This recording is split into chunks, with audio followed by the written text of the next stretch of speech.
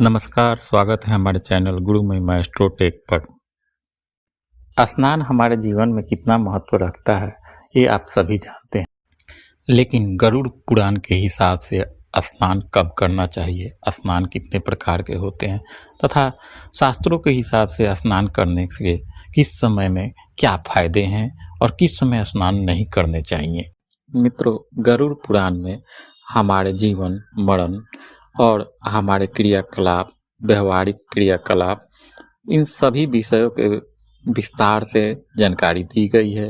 उसमें स्नान का भी विवरण है कि स्नान मनुष्य को कब करना चाहिए, स्नान कितने प्रकार के हैं और उसके क्या क्या फायदे हैं। पूरी जानकारी के लिए इस वीडियो को लास्ट तक देखें। साथ ही अभी तक आपने हमारे चैनल को सब्सक्राइब नहीं किया है तो चैनल को सब्सक्राइब कर दें और बेल आइकन बटन भी दबा दें ताकि आने वाले वीडियो का अप टू डेट आपको मिलता रहे। गरुड़ पुराण के अनुसार स्नान 5 प्रकार के होते हैं। पहला ब्रह्म स्नान, ये सुबह 4 से 5 के दरमियान होता है।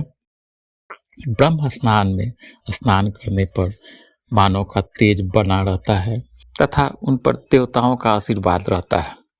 ब्रह्म स्नान में स्नान करते समय देवताओं का स्मरण करना चाहिए और स्नान करना चाहिए। स्नान करते समय मनुष्य का मुख्य हमेशा पूर्व या उत्तर दिशा में होना चाहिए।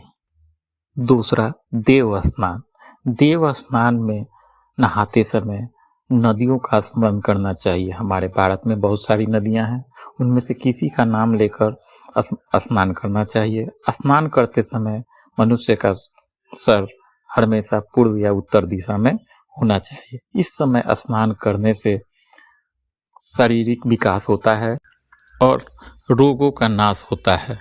स्नान करने के तुरंत उपरांत अगर आप सूर्य को जल देते हैं तो ये आपके भाग्य के लिए बहुत ही लाभदायक होगा और हर प्रकार की सुख सुविधा आपको मिलेगी।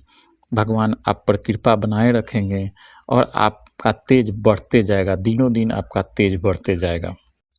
तीसरा ऋषि स्नान, ऋषि स्नान जब हल्के तारे दिखते रहें सुबह से पहले, उस समय स्नान करने को ऋषि स्नान कहा जाता है। ऋषि स्नान करना भी श्रेष्ठ है। इस स्नान करते समय पूर्व दिशा में मुख रखें और इस स्नान को करने से मानसिक शांति मिलती है तथा आयु की वृद्धि होती है। ये भी स्नान श्रेष्ठ माना जाता है। चौथा मानव स्नान, मानव स्नान 6 बजे से 8 बजे के बीच में माना जाता है। ये भी स्नान श्रेष्ठ तो नहीं कहा जाएगा, लेकिन इससे कोई नुकसान भी नहीं होता है। इस समय स्नान करने से हम शारीरिक रूप से ठीक रहते हैं और दिन भर की दिनचर्या ठीक रहती है, मन में आलस्य नहीं रहता है और किसी काम के लिए आपके शरीर में ताजगी बनी रहती है। लेकिन धार्मिक हिसाब से आपको कोई विशेष फायदा नहीं मिलेगा। पांचवा दानव स्नान, दानव स्नान 8 बजे सुबह के बाद से माना गया है।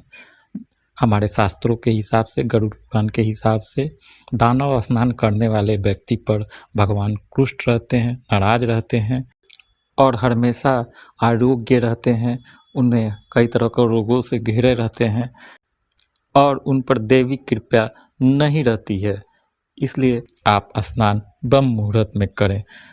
वो न कर सकें तो कम से कम मानव स्नान 8 बजे से पहले कर लें। हाँ, आप संध्या स्नान कर सकते हैं। संध्या स्नान इसलिए कर सकते हैं क्योंकि स्वच्छता के लिए, पूजा पाठ के लिए संध्या स्नान करना जरूरी है।